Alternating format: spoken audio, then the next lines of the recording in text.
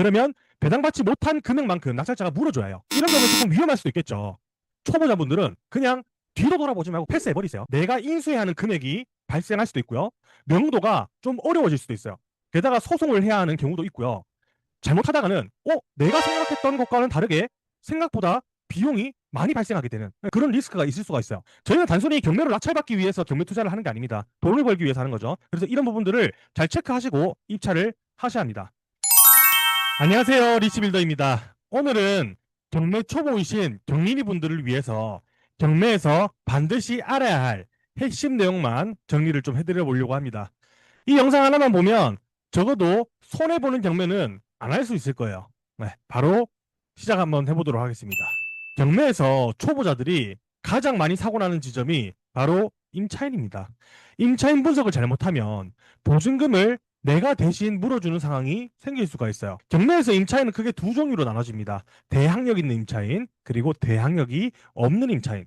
자, 대항력이 있는 임차인은요, 전입신고를 하고 실제 거주를 하고 있어야 하고요. 그리고 임대차 계약서가 있어야만 대항력 있는 임차인이 됩니다.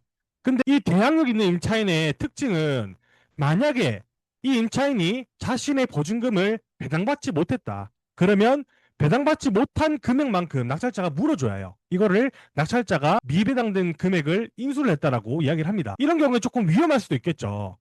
근데 대항력 없는 임차인 같은 경우에는 자, 일단은 말소기준 권리라는 게 있습니다. 그 말소기준 권리라는 것보다 전입일자가 늦어요. 그렇기 때문에 이런 임차인은 자신의 보증금을 못 받더라도 한 푼도 못 받더라도 낙찰자한테 물어내라고 할 수가 없습니다. 자, 이 두 사람의 구별법은 되게 간단해요. 저희가 매각 물건 명세서라는 걸 보면요, 최선 순위 설정일이라는 게 있습니다. 네, 그게 말소기준 권리라고 이해를 하시면 돼요. 근데 그 말소기준 권리를 기준으로 임차인의 전입일이 빠르다면 대항력이 있는 거고요. 늦다면 대항력이 없는 겁니다. 대항력이 있는 임차인 같은 경우에는 낙찰받아도 괜찮은 경우가 있긴 있어요. 하지만 초보자분들 같은 경우에는 실수를 하실 수도 있기 때문에 가능하면 대항력이 없는 임차인 또는 임차인이 전혀 없는 그런 물건을 공략하시는 게 좋습니다. 자, 다음으로는 초보자는 무조건 피해야만 하는 권리입니다.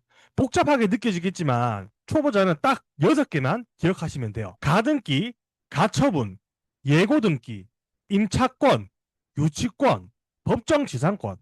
이 중에 한 개라도 보이면 초보자분들은 그냥 뒤도 돌아보지 말고 패스해버리세요. 이런 것들은 잘못 낙찰받게 되면 내가 인수해야 하는 금액이 발생할 수도 있고요.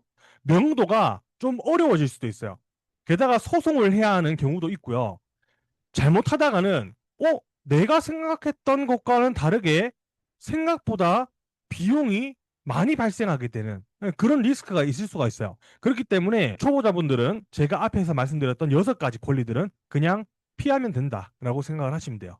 마지막으로 저희가 경매 투자를 할 때 가장 중요한 거, 입찰가 쓰는 거. 단순하게 나 시세보다 싸네 라고 판단해서 입찰하게 되면 정말 위험합니다.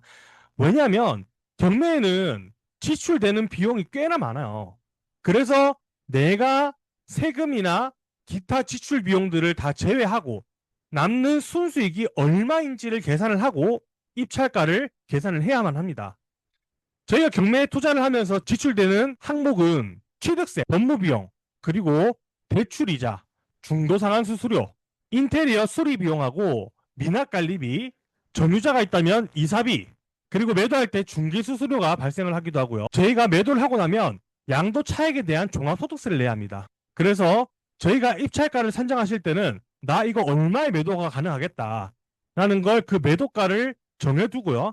제가 앞에서 말씀드린 9가지의 전체 비용들을 전부 다 제외하고 돈이 남는지 이거를 체크를 하셔야 해요. 저희는 단순히 경매로 낙찰받기 위해서 경매 투자를 하는 게 아닙니다. 돈을 벌기 위해서 하는 거죠. 그래서 이런 부분들을 잘 체크하시고 입찰을 하셔야 합니다.